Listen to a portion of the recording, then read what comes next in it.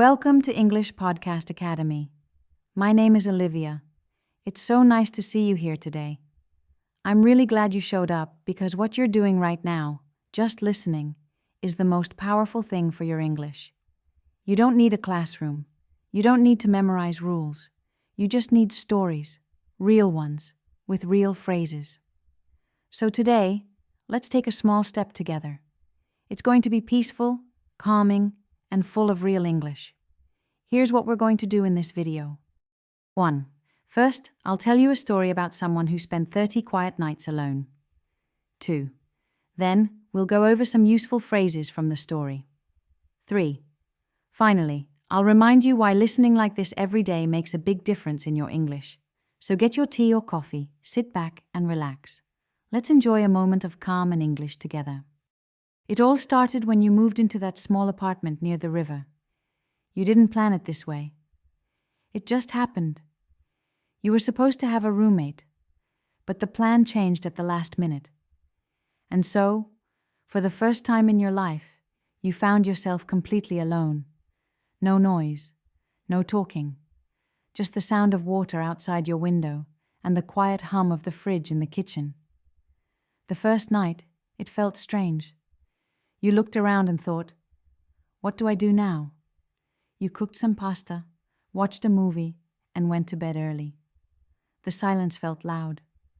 But by the third or fourth night, something changed. You started to enjoy it. You would wake up slowly, stretch by the window, and just sit there with your cup of tea, listening to the morning. You weren't doing anything special. You just lived. You washed your dishes, folded your laundry, and read the book that had been sitting on your shelf for months.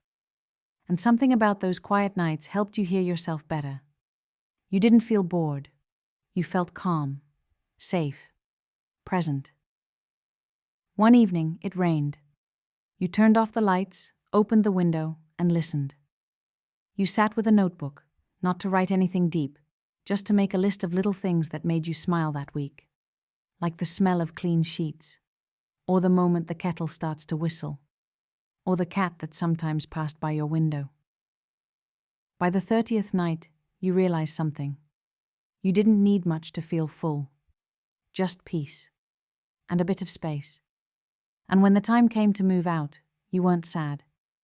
You smiled, packed your bags, and whispered, "Thank you," to the empty room. Now let's take a closer look at some useful English phrases from the story. These expressions are very common in everyday conversations. If you can understand and use them, your English will sound more natural and confident. These aren't complicated grammar rules or difficult vocabulary words. They're the real-life phrases that native speakers use all the time. I overslept. This phrase means that you accidentally slept longer than you were supposed to. Maybe you forgot to set your alarm, or maybe you were just too tired and didn't wake up on time. Example: I overslept and missed the bus.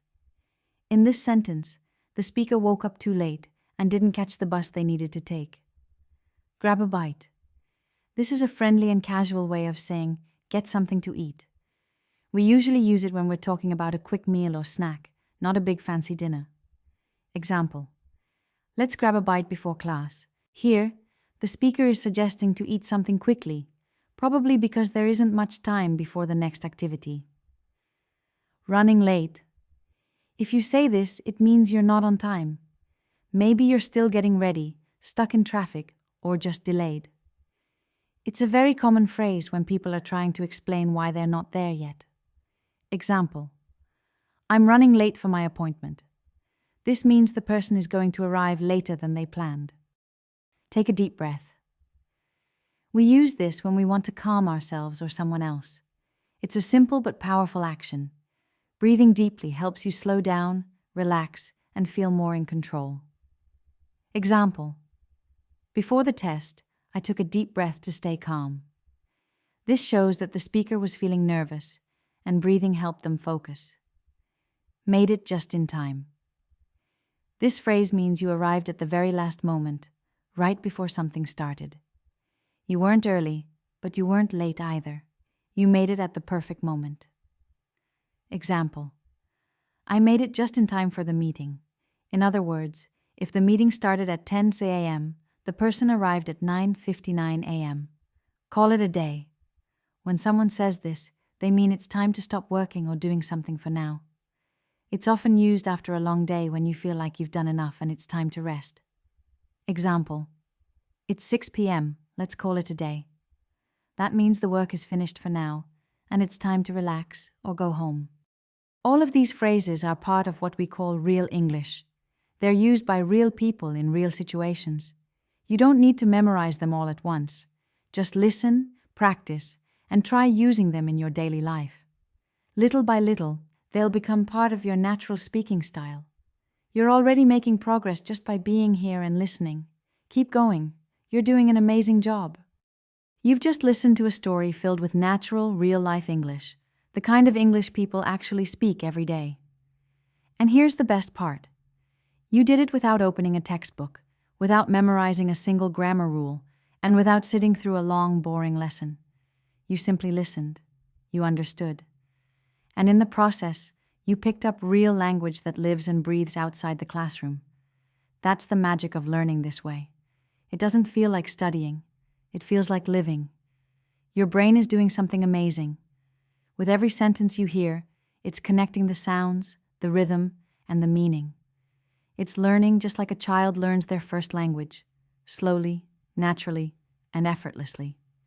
You don't need to stress. You don't need to cram. You just need one simple thing: consistency. 10 minutes a day. That's all it takes. Not an hour, not a full course. Just 10 quiet minutes where you listen, relax, and let the language wash over you. And you don't even have to worry about what to listen to. We've already prepared everything for you. The playlists are ready.